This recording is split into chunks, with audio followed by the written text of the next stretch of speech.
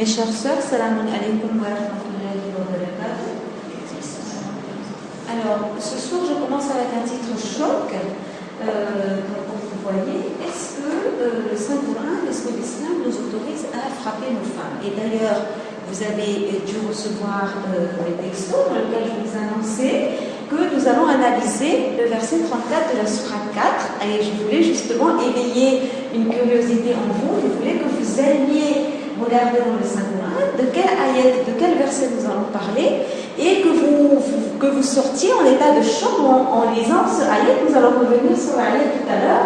Je voulais créer cet état de choc chez vous, puisque justement nous allons analyser et nous allons voir combien il y a, en fait c'est un problème de traduction, de problème de mauvaise interprétation du contexte, etc. Mais nous reviendrons ensuite.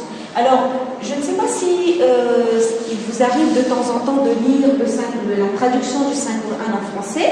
C'est vrai que parfois on lit la traduction et puis on tombe sur des versets comme ça, frappez-les, etc. Et puis on se pose des questions, on se dit mais je pensais que l'islam était une religion pacifique, que l'islam jamais ne dirait frappez vos épouses, etc.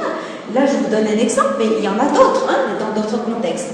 Et parfois, on est perdu, on est étonné, et c'est très important qu'on sache analyser ce genre de versets, puisque vous savez très bien que le Saint-Coran maintenant est dans toutes les librairies, dans toutes les bibliothèques, en ligne et sur Internet, et que n'importe qui pourrait vous poser la question « Ah, mais toi, tu es musulman, est-ce que tu pourrais m'expliquer? Je ne comprends pas comment ça se fait qu'on puisse lire un tel verset dans le Saint-Coran. » Donc c'est très important que déjà nous-mêmes, nous sachions ce qu'il en est, pour pouvoir ensuite répondre aux autres. D'accord? Et le sujet d'aujourd'hui est aussi un petit peu en rapport avec Sayyida Fatima alayha salam, puisque nous avons toujours écouté dans les médias que le couple Imam Ali alayhi salam et Sayyida Fatima alayha salam était un couple parfait, à un tel point que en fait ils se complétaient dans les ibadah, ils se complétaient toujours, ils se soutenaient l'un l'autre, à tout moment, à chaque moment de leur vie. Et à un tel point que quand Sayyida Fatima alayha salam décède, alors quand Sayyida Fatima alayha salam décède, Imam Ali alayhi salam est complètement perdu, et il passe du temps à la tombe de Sayyida Fatima alayha salam, à un tel point que c'est Sayyida Fatima alayha salam qui lui dit de sa tombe, va maintenant rejoindre les enfants parce que les enfants sont tout seuls à la maison. Donc cette complicité, cet amour qu'il y a entre Imam Ali alayhi salam et Sayyida Fatima alayha salam, dont on entend tout le temps dans les médias, et de l'autre côté un tel verset qui nous dit frappez vos femmes, etc., on se demande finalement où est le juste milieu, où est la vérité, etc. Et justement, ce verset dont nous parlons, le verset 34 de la sourate 4, de la sourate Nisa, est très mal interprété, très mal vu et très mal compris, aussi bien par les médias que par le cercle académique, par tous les intellectuels, les savants, etc. Donc, voyons le verset, et nous allons revenir aussi sur la première partie du verset, mais donc ce qui nous paraît choquant et ce qu'on voudrait vraiment interpréter, voir ce qu'il en est. Et quant à celles dont vous craignez la désobéissance, exhortez-les, éloignez-vous d'elles dans leur lit et frappez-les. Et c'est là que nous allons voir pourquoi le Saint-Coran écrit des choses aussi fortes, aussi violentes, d'accord? Et ce qu'il en est, comment on peut interpréter ce verset du Saint-Coran. Alors, comme vous le savez, les autres, les non-musulmans, se servent de ce verset pour propager une image négative de l'islam, pour dire que finalement l'islam nous incite à la violence, que c'est une religion qui n'est pas pacifique, c'est une religion qui est violente, d'accord? Et vous voyez sur YouTube des films comme Submission, comme Fitna, qui justement se servent de ce verset du Saint-Coran. Et de la même façon, certaines femmes qui sont même musulmanes, qui se sont convertis à l'islam, se servent de ce verset, racontent comment elles ont été maltraitées par leur mari, etc., en prenant appui sur ce verset. Donc, vous voyez que ce verset, finalement, a fait beaucoup de dégâts. Il est très important qu'on comprenne pourquoi, comment et quel est le contexte de ce verset et ce qu'il veut dire exactement. Alors, nous avons vu ce verset, frappez-les, etc. Et puis regardons comment le Saint-Coran interprète la relation entre époux. D'accord? Dans les autres endroits du Saint-Coran. Alors vous avez par exemple la Sourate Al-Baqarah, verset 187. Je ne vous relis pas ni redis pas exactement les mots du verset, mais en gros, Allah subhanahu wa ta'ala dit que vous êtes un vêtement pour vos époux et vos épouses seront un vêtement pour vous. À quoi sert un vêtement? Si je regarde bien, le vêtement, là, comme j'ai froid, il me permet de me couvrir, de me protéger. Vous êtes d'accord avec moi? Sans vêtement, comment je suis, d'accord? Donc, il me protège, il me couvre, et puis aussi, il m'embellit, il me rend belle. Et bien, c'est exactement la même chose. Mon époux me rend belle, m'embellit, me protège. Et moi, je suis un vêtement pour mon époux, je dois avoir le même rôle. Je dois l'embellir, je dois le protéger, d'accord? Et je dois le réconforter, etc. Exactement, c'est pour cela que là, prend le symbole, prend l'image du vêtement, d'accord? Sans bien sûr nous réduire à l'image, ni à un objet. Regardons la sourate Rum, les Romains, verset 21, où Allah subhanahu wa ta'ala dit « Nous avons créé pour vous des épouses pour que vous vous reposiez auprès d'elles, pour qu'elles soient un réconfort pour vous, pour qu'elles vous apportent la tranquillité, la gaieté, la joie, etc. » Donc, dans la majorité des versets que nous voyons, la relation entre époux, c'est une relation pacifique, c'est une relation de complicité, de compréhension, d'entente, etc. Donc, on voit encore plus l'ambiguïté, on voit encore plus le contraste entre le verset que nous avons cité et les autres endroits du Saint-Coran. Et on se demande comment la même femme peut-elle être digne de respect, un vêtement, et puis de l'autre côté, comment elle peut être digne d'être frappée. Ça nous choque, ça nous étonne d'avoir deux choses complètement contradictoires dans le même livre. Alors, nous allons voir un certain nombre de points. D'abord, nous allons voir combien il est important d'analyser les Saintes Écritures, que ce soit le Saint-Coran ou que ce soit la Bible, et nous allons donner un exemple de la Bible, que ce soit le livre du Bouddha, que ce soit tous les livres saints. On va voir combien il est important qu'on puisse analyser, qu'on puisse discuter des Saintes Écritures, de tous les livres saints qui sont venus. Ensuite, nous allons voir comment on peut arriver à un stade de déloyauté. Comment est-ce qu'on peut arriver à un stade où on arrive justement à ce que le verset 34 de la Sourate 4 nous raconte. Si vous craignez d'elle, qu'elle soit infidèle, etc., voilà les mesures que vous devez prendre. Comment peut-on arriver à ce stade-là? Et on ne peut arriver à ce stade-là que si les droits des époux ne sont pas respectés. Donc nous allons voir aussi quels sont les droits des époux. D'accord? Et nous allons voir que si ces droits sont respectés, on n'arrivera jamais à ce stade dont parle le Saint-Coran. Nous allons ensuite voir très brièvement les différents versets, les différents hadiths, qu'on trouve sur le Saint-Prophète, comme quoi il aurait frappé ses femmes, etc. Nous allons revenir là-dessus. Et enfin, nous allons voir un certain nombre de femmes, nous allons parler d'un certain nombre de femmes qui ont été tellement fidèles, qui ont été tellement amoureuses de leur mari, qu'elles leur sont restées fidèles jusqu'à la fin de leur vie, mais aussi après leur décès. Elles vont continuer à les honorer, à les respecter après leur décès. Nous allons voir quelques-unes, quelques personnalités et qui ont été justement dans ce cas. Alors, nous avons dit qu'en premier lieu, nous allons voir pourquoi c'est important que l'on analyse les Saintes Écritures. Vous savez que dans le monde, des milliards de personnes lisent la Bible, pratiquent par rapport à la Bible, par rapport au livre du Bouddha, vous avez le livre des Sikhs, etc. Et quand des milliards de personnes suivent ces livres-là, c'est très important que l'on puisse comprendre et que l'on puisse interpréter ensemble, voir exactement ce qu'il en est, d'accord? Parce que le problème, c'est que si on prend un verset, si on prend un extrait, une partie d'un des livres saints sans contexte, on ne comprend absolument pas ce que ça veut dire. Et justement, c'est là le problème du verset dont on parle. Par exemple, exemple, si on prend la Bible, hein, d'accord, alors le livre de Deutéronome, chapitre 13, versets 6 à 10, on vous dit « Tuez tous les habitants de la ville ». Alors vous lisez ça, vous vous dites « Mais c'est pas possible, ça veut dire que le christianisme, finalement, est une religion qui est violente. Et si je ne lis que ça, sans aller voir un prêtre et lui demander « Excusez-moi, mais je ne comprends pas pourquoi la Bible dit tuer les habitants de la ville ». Et si je ne vais pas sur Internet rechercher exactement pourquoi, comment ce verset a été révélé, si je ne vais pas aller interroger un site, si je ne fais rien, je me contente de ce que je lis et d'interpréter comme je le pense, si demain mes enfants me demanderont « Alors, qu'est-ce que tu penses du christianisme ?» Je dirais « Le christianisme, c'est une religion violente, elle s'est répandue par la violence, etc. » Je me fais une image du christianisme simplement par un petit extrait que j'ai lu et que je n'ai pas compris. Je ne sais pas pourquoi, comment, dans quel contexte ça a été révélé, et ça peut être très dangereux. Et ça peut nous retomber dessus, puisque certains versets chez nous sont exactement du même ordre.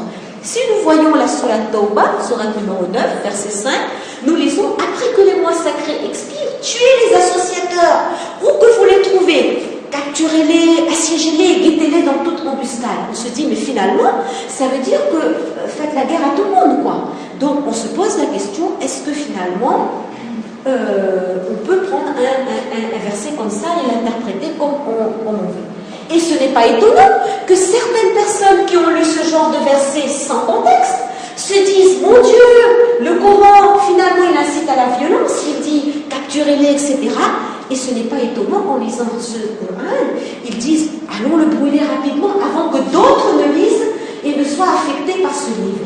Donc, il y a vraiment un problème de dialogue qui se crée et qui fait que, qui explique les problèmes qui sont actuellement les nôtres. Et c'est pour cela qu'il est très important qu'il y ait un véritable dialogue interreligieux, qu'il y ait un endroit, qu'il y ait une place, qu'il y ait une possibilité pour que l'imam puisse demander au prêtre de lui expliquer certaines choses dans la Bible, pour que le prêtre qui ne comprend pas finalement de quoi il s'agit quand on dit capturez-les, etc., et qu'il puisse demander au prêtre, puisse demander à l'imam ce qu'il en est, pour que le rabbin puisse demander à, par exemple, au moine, etc. Donc c'est très important. Parce que si par exemple on me demande à propos de la Sourate Tawbah, verset 5 dont on vient de parler, c'est parce que les Koréchites avaient rompu le traité qu'ils avaient signé avec le prophète, qu'ils ont attaqué les musulmans la nuit, et c'est pour cela que la Sourate, le verset a été révélé, capturez-les et faites, parce que c'est eux qui nous ont attaqués, ils vous ont attaqué, maintenant attaquez-les. Allah subhanahu wa ta'ala dit au prophète, maintenant le sabr, la patience, l'endurance maintenant a assez duré. Ils ont attaqué les musulmans en pleine nuit, d'accord? Et c'est là que le Saint-Coran demande de répliquer. Donc c'est très important de comprendre exactement quand et comment ça a été révélé. Donc si un prêtre me demande demander à un imam à propos de ce verset, il aurait pu clarifier la situation au lieu que chacun interprète et voit les choses à sa façon. Et d'ailleurs, c'est le Saint-Coran lui-même qui nous incite au dialogue interculturel, puisque dans la sourate Al-Imran, Allah subhanahu wa ta'ala dit aux gens du livre, venez à une parole commune entre nous et vous, pour que nous n'adorions qu'Allah sans rien lui associer. Donc, Allah subhanahu wa ta'ala nous incite aussi au dialogue. Et d'ailleurs, si vous regardez la vie du saint prophète, vous voyez qu'il était, quand il est venu à Médina, il y avait à Médina beaucoup de chrétiens, beaucoup de juifs. Et il a établi la constitution de Médina en prenant en compte tous ces peuples-là qui étaient là. Jamais il ne leur a dit, maintenant devenez tous musulmans, vous n'avez pas le droit de pratiquer. Non, la première chose qu'il y avait dans cette constitution, c'était la liberté religieuse, la liberté de pratiquer sa religion. Vous avez votre religion, moi j'ai la mienne, chacun sa religion, etc. D'accord? Donc, le dialogue interreligieux. Maintenant, on arrive à un deuxième point, c'est comment peut-on arriver à un stade auquel, finalement, le stade le plus fort,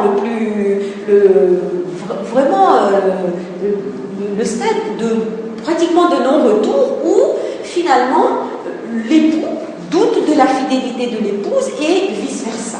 Comment est-ce que la haine peut s'installer dans un couple et nous allons tout de suite arriver au droit des épouses. Si une épouse est l'épouse la plus heureuse du monde, si son mari respecte les droits qui lui sont dus, il n'y a absolument aucune raison pour qu'elle soit déloyale. Vous comprenez très bien que si elle est heureuse, elle n'a aucune raison d'aller voir ailleurs ce qui se passe. Donc, c'est pour cela que tout d'abord, quand le verset 34 de la sourate 4 commence, il parle d'abord de la relation qu'il y a entre époux. Il dit d'abord, il commence tout de suite en disant aux hommes que vous êtes un tuteur, vous êtes un protecteur pour votre épouse. D'accord? Alors, quels sont les droits de l'épouse que l'époux doit envers l'épouse? Donc, d'abord, il y a le mahar. Vous savez, le mahar, c'est la somme d'argent que l'on donne à l'épouse au moment du mariage. Ensuite, l'un des droits de l'époux envers son épouse, c'est de subvenir aux besoins du ménage. D'accord? À un tel point que notre saint prophète, sallallahu alayhi wa sallam, disait que celui qui subvient aux dépenses de sa maisonnée est comme s'il a la même récompense que s'il libérait un esclave. Vous savez que les esclaves à cette époque étaient très chers, c'était vraiment quelque chose, c'était un grand sacrifice de libérer un esclave. Et notre saint prophète disait aux hommes, disait que si vous subvenez aux besoins de votre maison, de votre foyer, c'est comme si vous aviez libéré un esclave, tellement il insiste sur l'importance de respecter les droits envers son épouse. Un des droits de l'épouse est que l'époux discute avec elle, passe du temps en discussion, passe du temps à parler, d'accord? Et malheureusement, aujourd'hui, on est dans des situations souvent où l'homme rentre fatigué du travail, chacun est devant son ordinateur, où les discussions se font rares. Vous allez convenir avec moi que c'est un peu ce qui se passe. D'ailleurs, notre saint prophète a dit que une heure de discussion avec votre épouse est meilleure, vous allez raconter à vos maris, je ne crois pas qu'ils seront très contents. Une heure de discussion avec votre épouse est meilleure qu'une nuit passée en iftikaf, en retraite spirituelle, dans le masjid Nabawi. Vous imaginez? Une heure de discussion avec votre épouse est meilleure qu'une nuit passée en irtikaf dans le masjid Nabawi. Donc, Allah subhanahu wa ta'ala montre que c'est très important que, justement, cette relation entre mari et femme soit des meilleures, d'accord? Et justement, notre saint prophète nous montre ce qu'est le ibadat. Souvent, on a l'impression que le ibadat, c'est simplement la prière, c'est seulement jeûner. Non, la relation familiale, etc., tout ça, ça rentre dans le ibadat. Un des droits de l'épouse aussi, c'est que l'époux n'amène pas la colère de dehors, la colère du bureau, etc., à la maison, et qu'il ne soit pas violent, qu'il ne soit pas agressif, etc., à cause de tous les problèmes qu'il a eu ailleurs. Vous vous souvenez peut-être d'un des compagnons du prophète, Saad ibn Maz. Il était un grand compagnon du prophète, à un tel point que quand il est décédé, et que quand tous les compagnons étaient en train d'amener le cercueil jusqu'au cimetière, à ce moment-là, le saint prophète a dit, il y a tellement d'anges ici qu'il n'y a plus de place pour circuler. Tellement il y a d'anges qui accompagnent ce cercueil. Mais quand il a été enterré, quelque temps après, le soleil s'est reculé. Les gens ont dit, mais pourquoi est-ce que vous reculez? Votre grand compagnon, Saad ibn Mas, qui vous a toujours servi, il dit, je recule parce que les anges sont venus apporter le châtiment dans la tombe. Pourquoi? Parce qu'il était très bon avec tout le monde. Il faisait salam à tout le monde, il était gentil avec tout le monde, dans la communauté, il était serviable et tout. Mais dans sa maison, il était une horreur. À un tel point que quand il rentrait chez lui, ses enfants avaient peur de lui, il était comme tel un ogre, tel un monstre qui arrivait à la maison. Et il était un compagnon du prophète, mais il a eu le châtiment dans la tombe pour sa mauvaise habitude, pour son mauvais comportement dans sa maison. Donc, c'est très important. Alors, un des devoirs de l'époux, c'est aussi se préparer, se faire beau pour son épouse. Souvent, on dit seulement pour la femme, mais l'homme aussi doit s'entretenir, doit se faire beau pour sa femme. C'est dans les deux sens. Passons maintenant aux devoirs des épouses. Quels sont les devoirs des épouses? Alors, l'homme, ça va peut-être vous choquer un petit peu, l'homme a le droit de choisir vos amis, dans le sens où, s'il y a certaines de vos amies qui sont arrogantes, qui sont de mauvaises compagnies. D'ailleurs, certaines d'entre vous qui sont mamans, vous savez très bien l'influence des amis.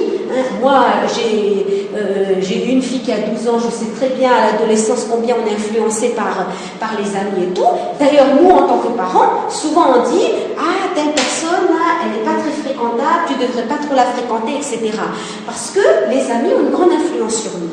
Donc, si vous savez que certaines femmes ont des amis qui sont célibataires, qui ne connaissent rien de la vie de couple, et puis qui se permettent de donner des conseils aux femmes, et ça crée des problèmes dans le couple.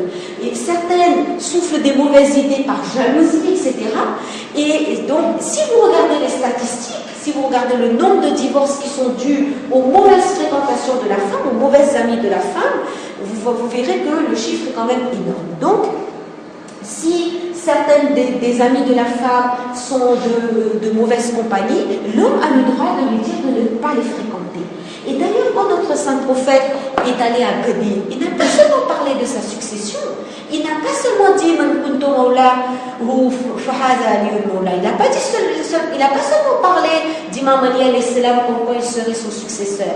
Il a aussi parlé des droits des époux, etc. Il y avait vraiment beaucoup d'autres messages qui a été dit. Deuxième devoir de l'épouse, hein, tout à l'heure on l'a vu pour l'époux, pareil, se faire belle pour son mari, se préparer, se parfumer, etc., pour être belle pour son mari.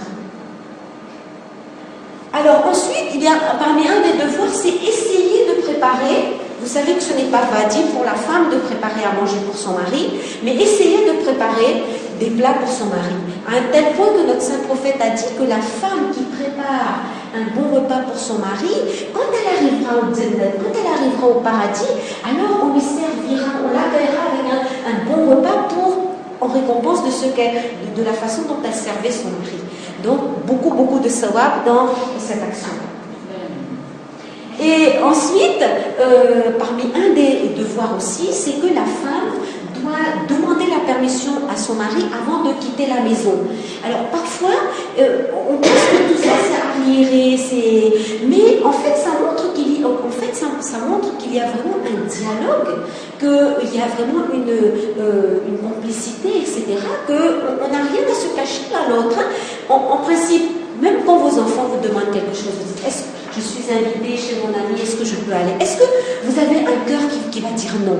Vous savez que cet ami est bien, est fréquentable, vous allez dire d'accord, mais vous êtes content, vous êtes contente que votre enfant vous ait demandé, que voilà, je voudrais ça, etc. Vous êtes contente qu'on vous ait demandé. Mais si votre enfant vous cache et va voir un tel, ou à la sortie des cours est allé chez un tel, etc., et que vous apprenez ensuite, ça ne vous plaît pas. Alors pareil, ça fait partie du dialogue, de dire voilà, je compte partir là-bas, voilà, mon ami m'a invité, voilà, je vais aller faire les courses là-bas, etc. Tout simplement une concertation, tout simplement. Je ne crois pas que les maris vont vous dire non, surtout, tu ne fais pas ça, surtout, tu ne vas pas à ton rendez-vous là-bas, surtout, tu ne fais pas ton sport, etc. Non, les maris ne vont pas dire ça. Mais ça fait partie du dialogue de leur demander, de leur dire ce qu'il en est, où on compte aller, etc. Un des devoirs de la femme, c'est de garder les secrets de son mari. Parce que les maris, ils ont besoin d'une confidente, ils ont besoin d'une personne à qui ils peuvent confier leurs secrets, leurs problèmes, etc. Si vous allez rapporter à d'autres, à vos amis, ah mais tu sais, mon mari a tel problème et tout, est-ce que vous croyez que ça va lui plaire? Et ça veut dire que c'est vraiment un manque de confiance, ça veut dire que c'est vraiment une déloyauté de la part de la femme de faire ça. D'ailleurs, le Saint-Coran parle et vous verrez dans l'article que je vous enverrai ensuite par mail, je ne rentre pas dans les détails, mais le Saint-Coran parle justement d'un secret que notre Saint-Prophète avait confié à une de ses épouses. Et cette épouse est allée raconter à une autre. Et Allah subhanahu wa ta'ala n'était pas du tout content, il a dit au prophète que voilà ce qui s'est passé et ton secret a été révélé. Et Allah justement donne tort à cette épouse qui justement n'a pas gardé. Ça fait partie des devoirs de la femme de protéger, de garder secret les confidences que son mari lui a faites. Alors, si on arrive à un point dans le couple où, donc déjà, dès le départ, si chaque droits, se respectent mutuellement, etc., normalement, nous ne devrions pas arriver à une haine, à un conflit, etc. Mais imaginons qu'on réussisse quand même, malgré tout ça, à entrer en conflit, avoir des problèmes conjugaux, des problèmes dans le couple. Alors, est-ce que tout de suite, parce qu'on a un problème, est-ce qu'on se dit, allez, on va frapper? Non. Tout d'abord, le Saint-Coran, dans le verset 34 de la Sourate 4 que nous sommes en train d'analyser, la première chose qu'on dit, à ce moment-là, la première chose, c'est de les avertir. Ça veut dire de les parler. S'il y a un problème, d'abord avertissez-les. Parlez-leur. Ça veut dire quoi? Ça veut dire ayez une conversation tête à tête. Expliquez-lui, regarde, j'ai des doutes sur ta loyauté, j'ai l'impression que, etc. Parlez-lui. Retrouvez-vous en tête à tête. Peut-être que vous allez vous rendre compte que cela fait longtemps que vous ne vous êtes pas retrouvés tous les deux. Allez-y, partez pour un week-end, sortez ensemble, etc. Et peut-être que cette petite escapade, peut-être que ce petit voyage, etc., va débloquer la situation, il va tout de suite faire en sorte que finalement, on reviendra comme avant, ce sera la lune de miel, comme on dirait. D'accord? Ensuite, donc la première solution, la première chose, c'est les avertir, discuter, parler des promesses que vous vous êtes faites, etc. Remémorez-vous les bons moments, etc. Parce que vous êtes en conflit, il y a des choses qui ne vont pas, mais vous devez vous baser sur tous les points positifs qu'il y avait eu.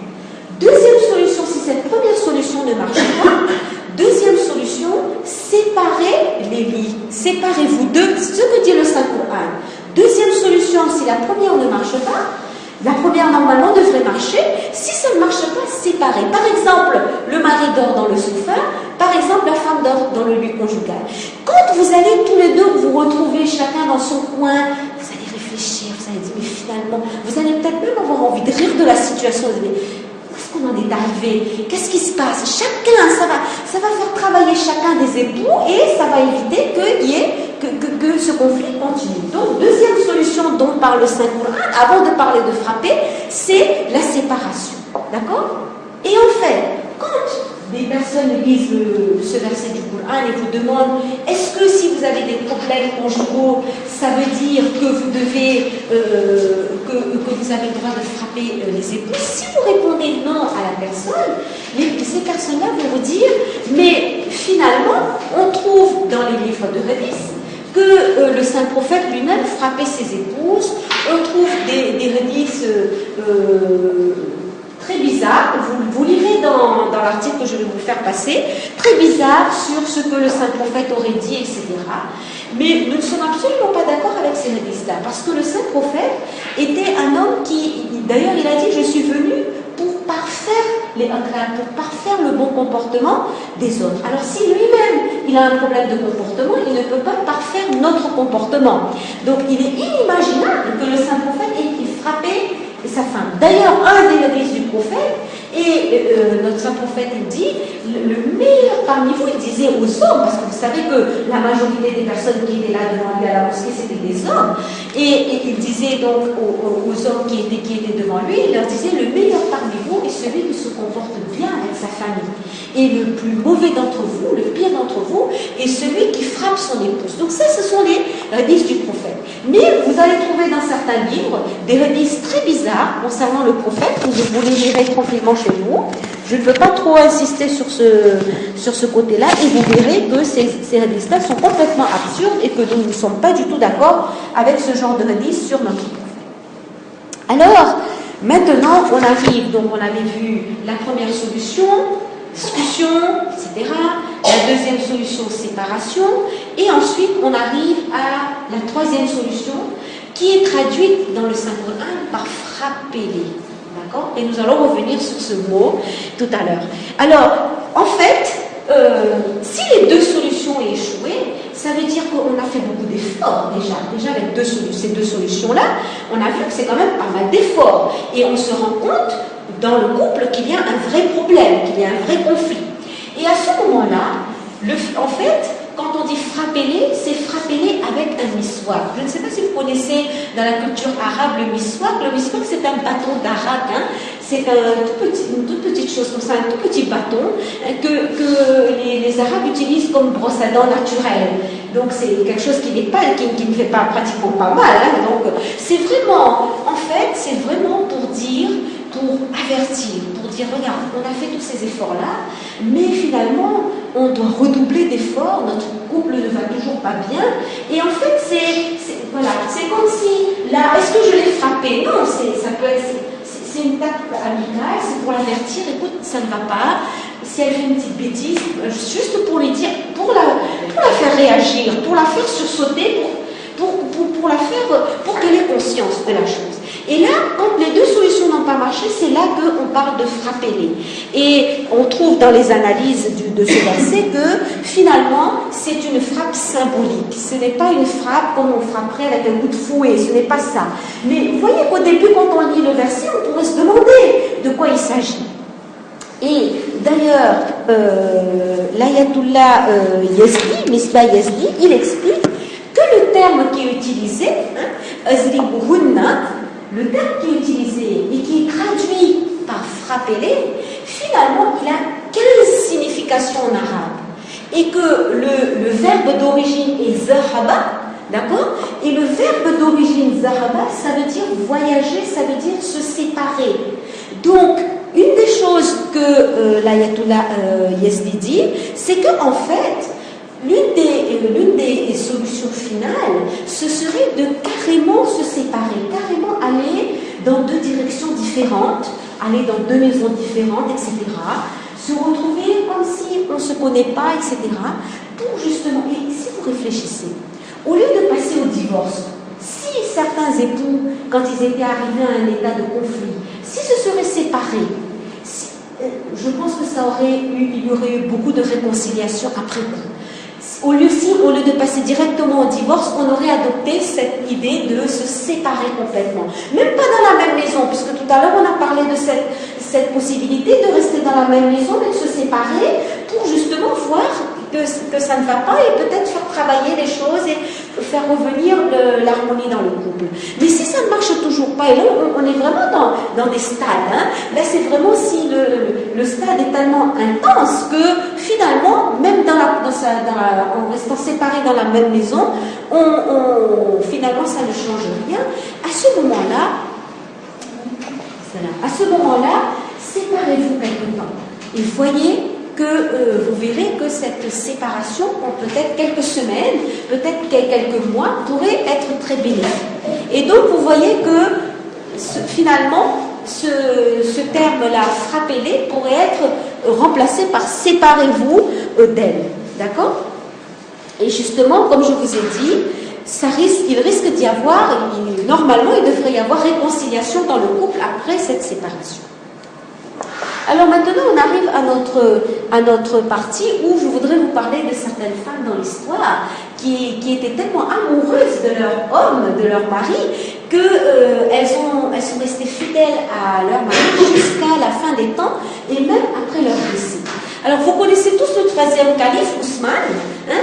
Il avait épousé une femme qui s'appelait Neila. Et cette épouse, hein, qui était très belle, elle était très fidèle à Ousmane.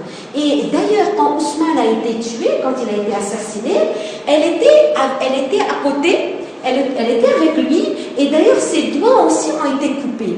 Et quand il a été assassiné, elle a gardé la chemise remplie de sang de Ousmane, et elle l'a brandie pour montrer à tout le monde que mon mari a été assassiné, qu'il a été tué injustement. Donc en fait, elle a servi sa cause, elle l'a toujours servi après son décès. Et puis, après son décès, Muawiyah, c'était la femme du calife, c'était une femme riche, c'était une femme belle, etc. Muawiyah lui écrivait, il voulait absolument l'épouser, et lui envoyait des lettres, à tel point qu'il lui envoyait une lettre chaque jour. Mais Neila était tellement amoureuse de son mari, même après son décès, qu'elle ne va jamais penser à ouvrir une des lettres de Muawiyah.